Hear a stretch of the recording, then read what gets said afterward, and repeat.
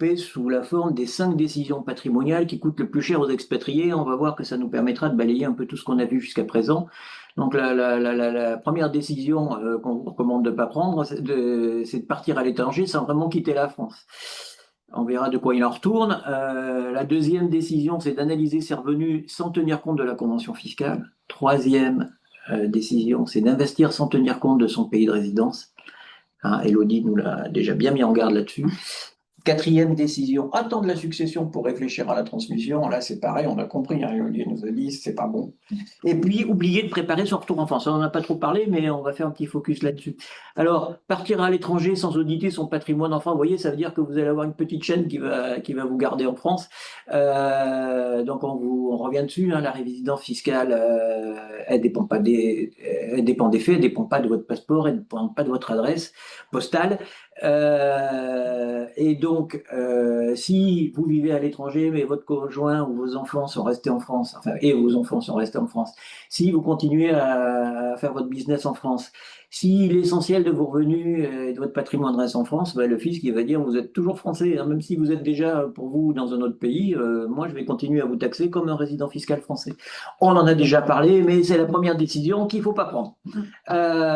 Deuxième décision, analyser ses revenus sans tenir compte de la convention fiscale. Pourquoi? Et il faut tenir compte de la convention fiscale, et c'est vraiment indispensable, parce qu'un même revenu peut être considéré par deux fiscalités. Notamment, Léodie nous les a énumérés précédemment, les revenus immobiliers français, les revenus financiers, les pensions de retraite, les plus-values. Il faut faire attention. Vous voyez, on peut avoir à payer des euros au titre de l'administration fiscale française, et puis on peut avoir à payer en monnaie locale dans votre pays de résidence, et vous pouvez payer deux fois. Donc la convention fiscale, quand elle est signée, hein, en général il y a des conventions fiscales, elles ont quand même pour vocation d'éviter les doubles impositions, il faut juste s'assurer qu'elles sont appliquées et correctement appliquées.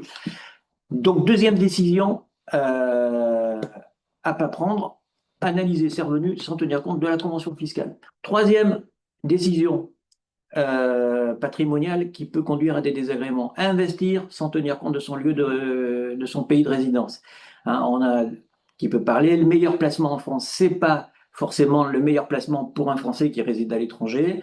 Il faut faire attention à la fiscalité du pays dans lequel vous allez résider, à la fiscalité française, à la disponibilité du placement. On n'en a pas trop parlé, mais tous les placements dont vous avez parlé, Elodie, c'est des placements pour lesquels on a identifié des offres qui correspondent à des Français qui résident à l'étranger. Et vous savez, vous qui résidez à l'étranger, que c'est pas toujours très simple. Il y a beaucoup d'assureurs français ou même luxembourgeois qui veulent pas travailler avec tout ou partie des pays qui sont pas référencés chez eux. Pareil pour le non-coté, pareil pour les banques. Donc il faut faire attention que le placement que vous avez ouvert en France, ben, vous pourrez continuer à l'alimenter une fois que vous serez parti à l'étranger. Vous allez avoir aussi des contraintes déclaratives. Il faut en tenir compte quand vous allez investir en dehors de la France. Donc, des contraintes déclaratives au niveau de l'immobilier, au niveau des SCPI, des comptes titres et accessoirement de l'assurance vie. Donc, un même placement peut produire des résultats très différents selon le pays dans lequel vous résidez. Ça, c'était la petite leçon qu'on vous a donnée en numéro 3. La décision patrimoniale numéro 4, c'est là, Elodie nous a convaincus tout à l'heure, hein, quand même. Attendre la succession pour réfléchir à la transmission, on a compris que c'était pas une bonne idée. Et pourquoi c'est pas une bonne idée? Parce que les difficultés vont apparaître lorsque les héritiers vont se retrouver dans une situation souvent inextricable et souvent très coûteuse à dénouer.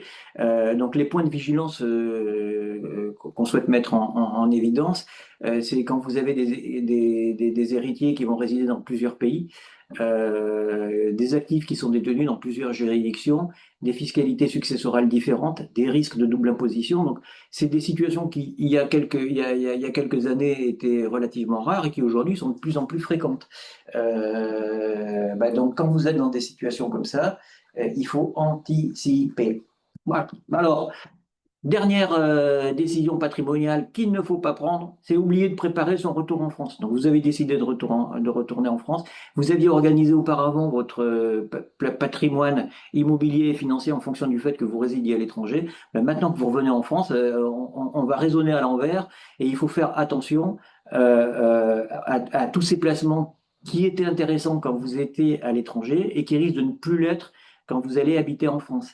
Donc, on a parlé de l'assurance vie, les comptes titres qui sont à l'étranger, l'immobilier qui est détenu en dehors de la France, et aussi ne pas oublier toutes les sociétés, les holdings que vous avez pu créer dans votre pays de résidence ou dans d'autres pays que la France. Donc, il faut checker tout ça avant que vous reveniez en France. Et ça, Elodie, elle a l'habitude de voir ça avec ses clients. Donc, et il faut s'y préparer un petit peu à l'avance.